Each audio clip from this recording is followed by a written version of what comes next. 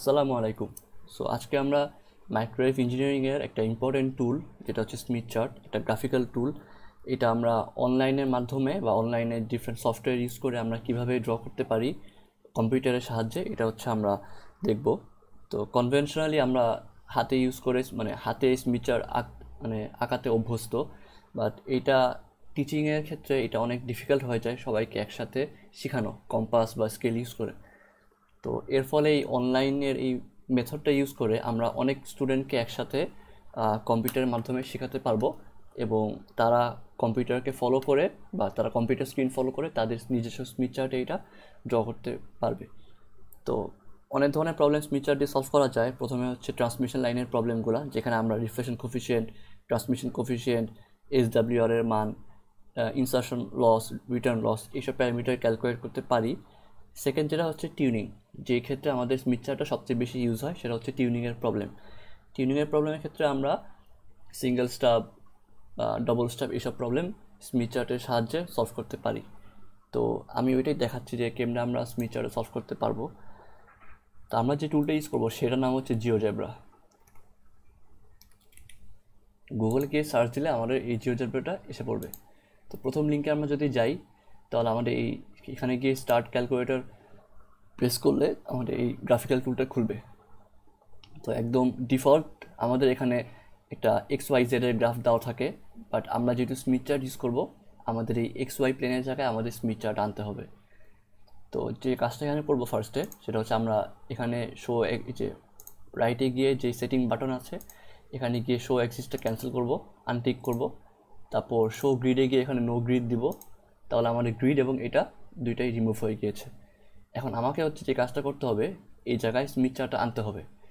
তো স্মিথ চার্টের যে কোনো PDF বা ইমেজ ফাইল দিয়ে আমাদের এখানে কাজ করলে হবে না, আমাদের একটা স্পেসিফিক ফাইল ফরম্যাট লাগবে, যেটা হচ্ছে Smith chart SVG format file. এভাবে সার্চ করলে আমরা হচ্ছে প্রথমে উইকিপিডিয়ার একটা লিঙ্ক পেয়ে যাব, ওখানে গেলে আমরা হচ্ছে স্মিথ চার্টের একটা ভার্সন দেখতে পারবো। এটা হচ্ছে একটা স্মিথ চার্ট SVG ফরম্যাটের। তো এখানে অনেক ধরনের রেজলিউশন আছে। 1080p, আমরা যদি 1080pটা নামাই 1024x1024, তাহলে এখানে ক্লিক করব।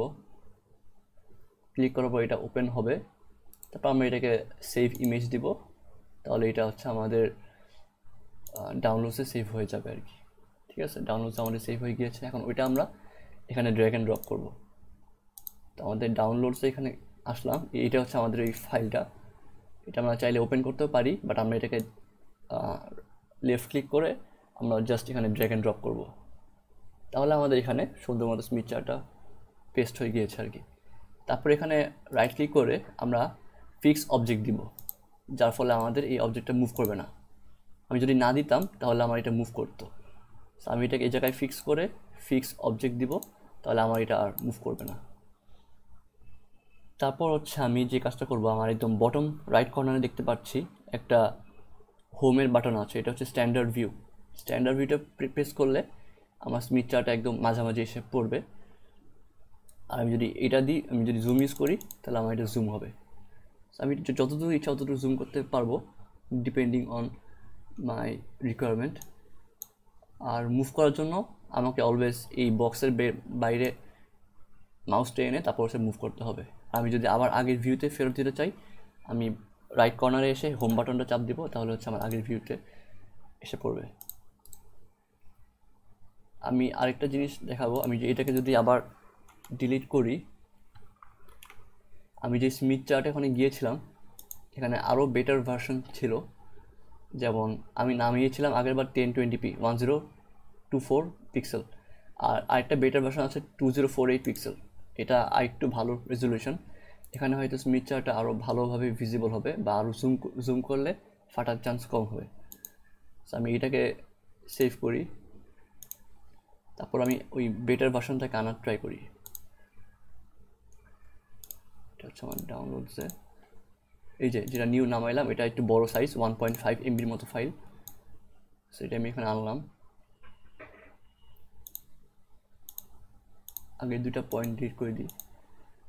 তো এখানে আমি এটাকে যদি জুম করি তাহলে দেখবো যে এটা আরও ক্লিয়ার, আগেরটা হচ্ছে এটা একটু বেশি ক্লিয়ার ভার্সন। তো আমি হোমে গেলাম, হোমে গিয়ে এটাকে আমি ফিক্স অবজেক্ট করলাম, তারপর আমি এটাকে জুম করলাম। জুম করে আমি যদি জুম করি, এটা হচ্ছে আমার সেন্টার পয়েন্ট, রেড কালার দিয়ে যেটা পয়েন্ট আউট করা। তো এখন কথা হচ্ছে আমি এখানে কীভাবে আমি এটা ড্র করব। সো ড্র করার জন্য আমি একদম লেফট হ্যান্ড যে প্যানেলটা আছে এখানে মুভ করব। এখানে অ্যালজেব্রা সিলেক্ট করা আছে, আমি অ্যালজেব্রা থেকে মুভ করে টুলসে যাব।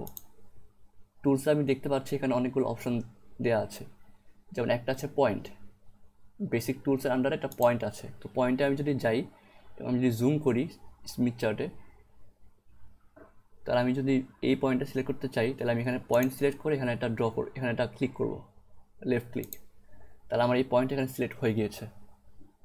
তারপর আমি চাইলে এখানে এটাকে আমি সাইজ বড় করতে পারবো, কালার শিফট করতে পারবো, শেপ চেঞ্জ করতে পারবো, ডিফারেন্ট টাইপের অপশন আছে। আমি যেভাবে চাই পয়েন্টটাকে আমি ওভাবে অ্যারেঞ্জ করতে পারবো। আরেকটা হচ্ছে লেবেল লেখা। আমি যদি এটাকে লোড পয়েন্ট বলি, লোড পয়েন্ট বললে আমার এটা এখানে লেভেলটা আমি যদি একবার আনটিক করে আরেকবার টিক মার্ক দিই, তাহলে আমার এখানে লোড পয়েন্টটা এখানে ভিজিবল হবে। সো আমি যতই জুম আউট করি না কেন, আমার পয়েন্টটা ওখানে ফিক্স থাকবে এবং পয়েন্টের লেভেলটা এখানে ভিজিবল হবে। এটা গেলে একটা টুল যেটা আমরা ইউজ করতে পারি।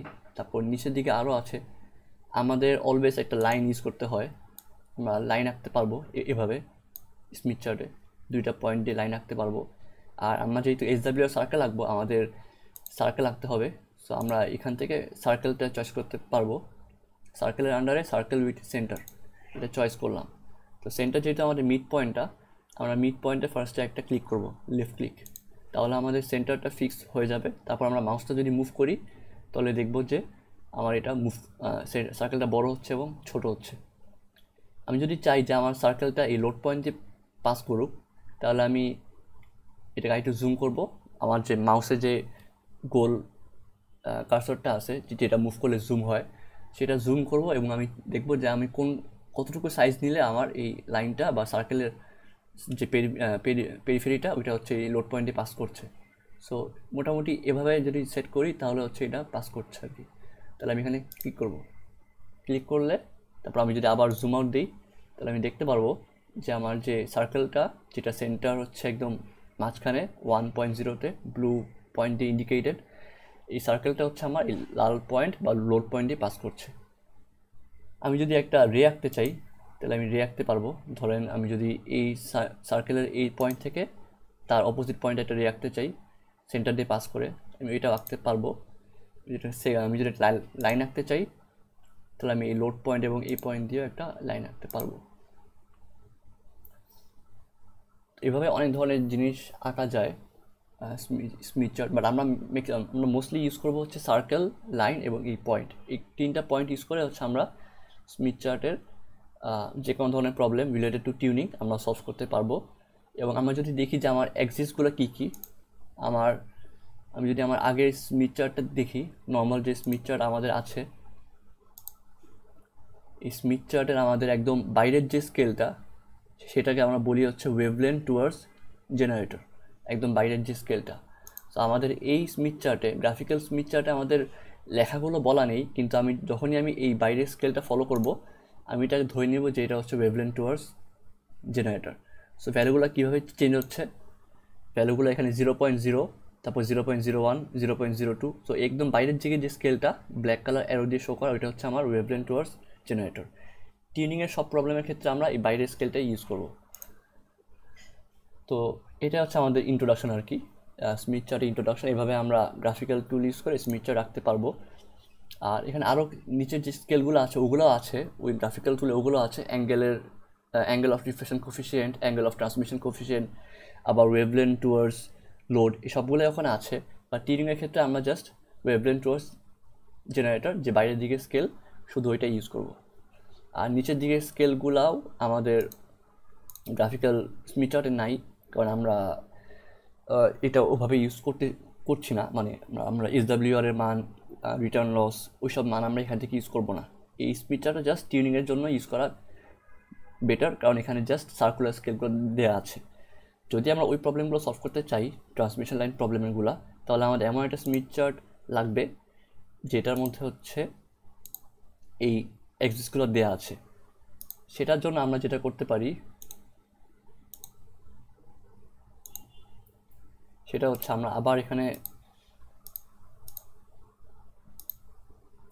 আমরা আবার হচ্ছে অ্যাক্সিসগুলো ক্লিয়ার করব। তারপর আমরা যেটা করতে পারি, আমাদের যদি স্মিথ চার্টে আরও ডিফারেন্ট টাইপের ফাইল আছে, সিমিলারলি এরকম একটা ফাইল আছে যে এটা হচ্ছে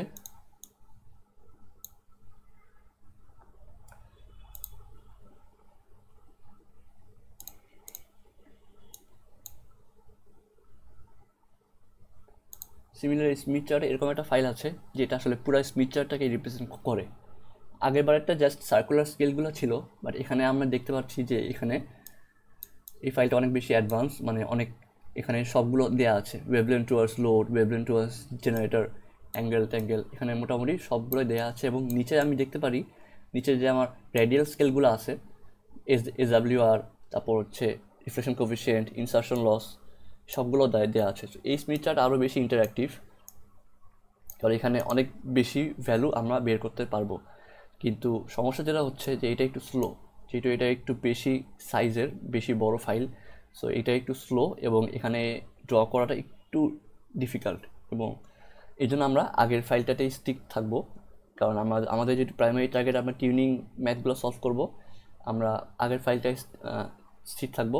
এটা দিয়ে আমরা নেক্সট ভিডিওগুলোতে দেখব যে কীভাবে আমরা SWR সার্কেলের রেডিয়াস নিয়ে আমরা নিচে এসে ইনসারশন লস, রিটার্ন লস এসবের মানগুলো দেখতে পারবো। আমি দুইটা ফাইলই ভিডিওর কমেন্ট সেকশনে দিয়ে দিব, একটা হচ্ছে যেটা নর্মাল ফাইলটা যেটা এর আগে ওপেন করেছিলাম, আর এটা হচ্ছে অ্যাডভান্স ফাইল যেটা। সো দুইটাই আমরা দিয়ে দিব, দুইটাই দিয়ে দিলে হচ্ছে দুইটাই ইউজ করে আমরা স্মিথ চার্ট আঁকতে পারবো। এবং এর পরের ভিডিওতে আমি দেখাবো যে কীভাবে হচ্ছে একটা পার্টিকুলার প্রবলেম সিলেক্ট করে টিউনিংয়ের আমরা স্মিথ চার্ট সলভ করতে পারবো। Thank you everyone.